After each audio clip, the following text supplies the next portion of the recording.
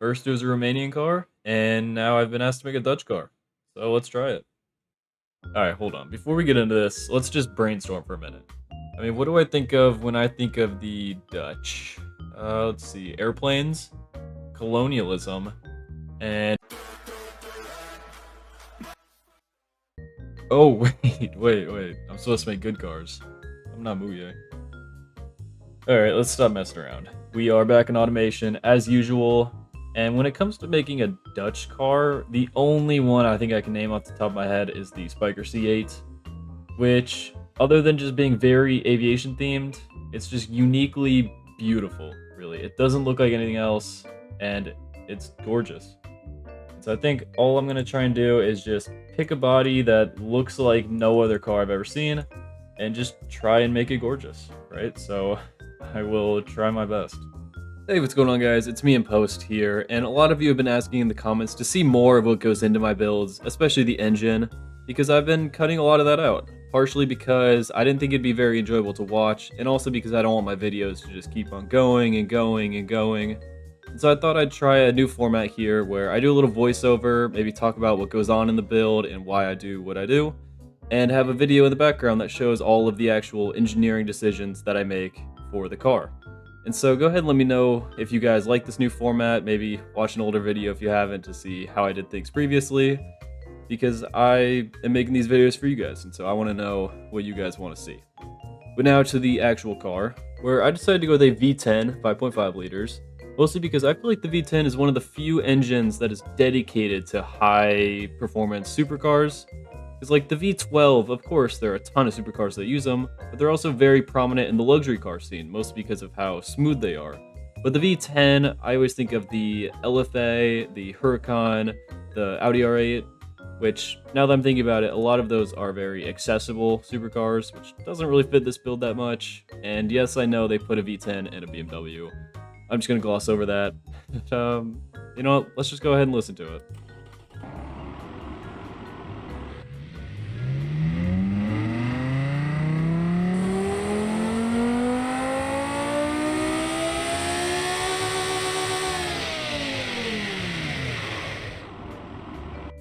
By this point, you might be wondering, why am I making this car? So the objective of this video is not to build a V10 supercar, it's not to build a Spiker C8 clone, or actually it might be, but it's to build a Dutch car.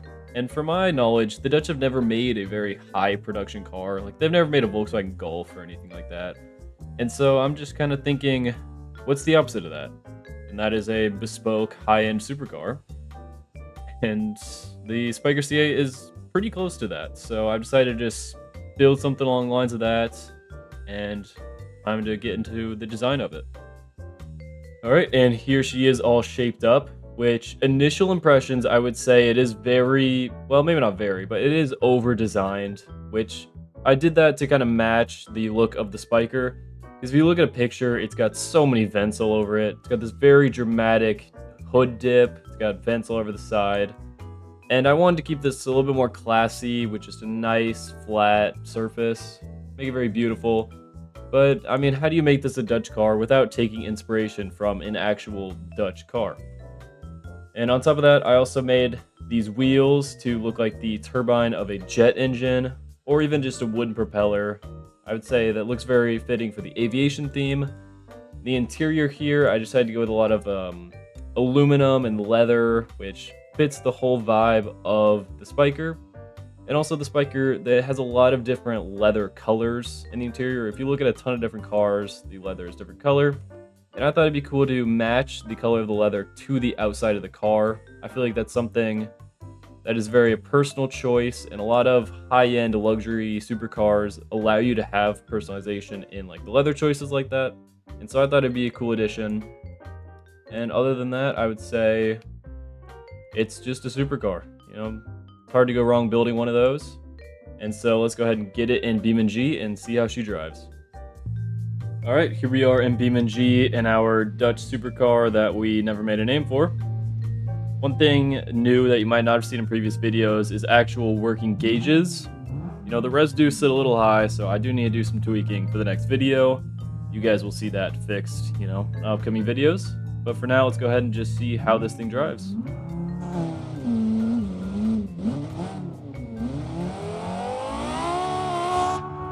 Oh god, wait. Oh my god, I went to go look at the tachometer in the corner. Didn't see the car spin. Okay, you know, let's not do that. Thing makes a lot of horsepower, about 580 horsepower. Oh wow, wow. Yeah, it gets away from me really quick. Holy crap. Let's be a little easier on the gas here.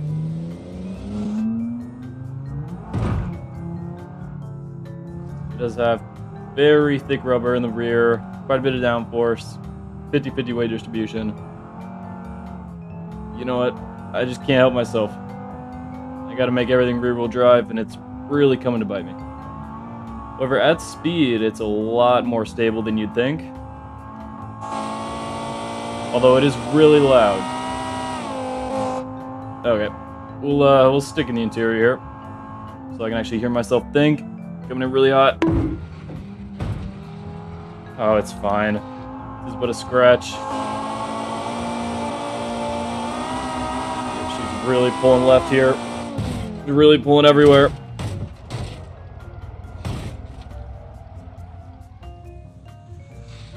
Oh my god, what is that? What just flew by me? I was gonna say that was a very graceful crash. Alright, moving on. Alright, I figured I need to get away from Italy for a moment. We're gonna go ahead and put this in sport mode instead of traction control off, just so I have a chance of actually being able to drive this thing. And I suppose now I should go over my initial impressions with this car. Which, not to state the obvious here, but it is very uncontrollable at low speeds. It really struggles to put the power down, mostly thanks to it being rear-wheel drive, even though it does have 285s in the rear. And I did put a lot of downforce, not an overly crazy amount, but enough to where once you're at speed, it is quite controllable. And I did read a comment that said a lot of that, you know, initial instability at low speeds is because I don't have enough, you know, weight over the rear tires. And oh my god, why is that? Oh god. I'm sorry, car. Yeah, so I have the car sitting at about 5149 weight distribution, but I don't know how to get more weight on the rear tires. Because in automation, there's a slider where you can kind of put weight towards the front, towards the rear, and I have it maxed out towards the rear, and that led to about 49% of the car's weight being over the rear tires, which is not enough. I would like a lot more back there, but oh god, I'm not sure how to do that. So, you know, until then, until I figure it out, we'll just rely on downforce, trying to keep this car pretty quick. Oh boy, oh boy. Oh, come on, camera, turn around. Yeah. Other than that, oh my god, just on the upshift, it completely loses it. Yeah. So obviously, when you're pinning it down, the front end pitches up, which puts more weight over the rear tires. And then you go ahead and upshift, and you lose that weight, and you just lose the car. This thing is a widowmaker. Yeah, you know what? That's the name. I never made a name for this car. It's now the Widowmaker. Is it original? Hell no. But I mean, it's true to character for this car. Now, I have no idea if the spiker was as crazy as this one is. Just based on pictures, it looks like it's mid-engine. Oh my god. Come on. Hold it. Hold it. Oh my god. This thing is an absolute ruckus. Yep, you go over a bump, it's gone. I pulled my wheel off my desk. God.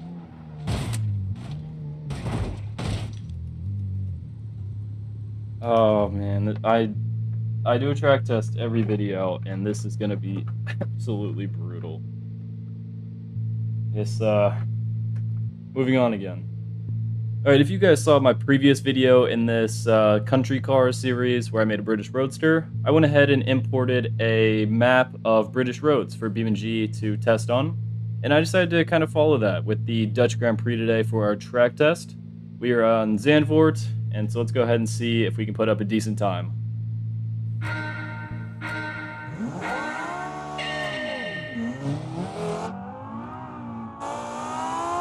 Alright, I'll be honest when I say I do not remember this track at all. I've not been into Formula 1 for a while, haven't played one of the games in a while, and so, hello? What? Hold on, car just, decided to not let off the brakes there. One more try.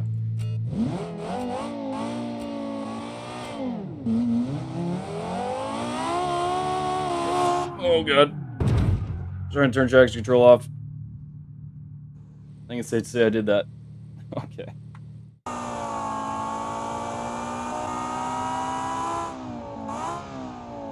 Coming into our first corner here. A little quick. Really getting the back out there. God. Corner cutting. You know, honestly, I don't care. Oh god. This is gonna take a lot of tries. Oh my god. And then the front kicks loose. And it's over. And upshifts are brutal.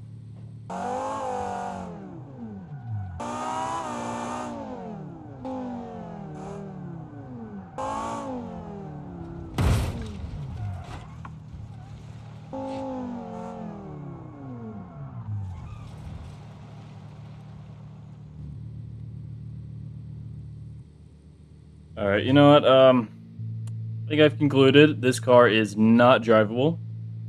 But considering the low production numbers, the high MSRP, you know, this is a collector car. This is gonna sit in somebody's garage. You get to look at it every once in a while. Should never be taken to the track. And on that bombshell, if you guys watch, you know, GrogTV, Mouye, Durbuyer, Cosmonaut, Tries, whatever automation YouTubers I'm forgetting, if you guys are into that stuff, into what happened in this video, go ahead and leave a like and subscribe, and tune in for the next video.